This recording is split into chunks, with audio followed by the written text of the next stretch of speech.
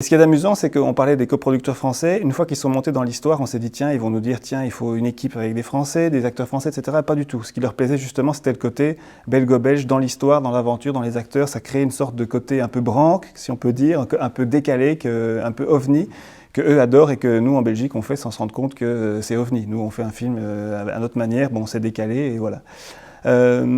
Comment ça s'est décanté? Il y a des gens que je connais depuis 10 ans, Tania je la connais depuis très longtemps. Benoît Bertuzzo, c'est un copain qui était normal, je l'ai connu sur Les Convoyeurs attendent, il était régisseur, puis il a joué dans mon court-métrage le rôle principal il y a 2 ans.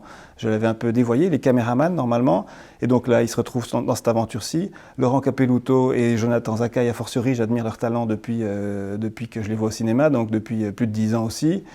David Murgia, voilà, c'est la découverte pour l'instant, tout le monde se l'arrache, j'espérais l'avoir et voilà, il fait des merveilles. Donc voilà, c'est tous des gens que je connaissais ou que je connaissais par amis d'amis et que j'admirais et puis voilà.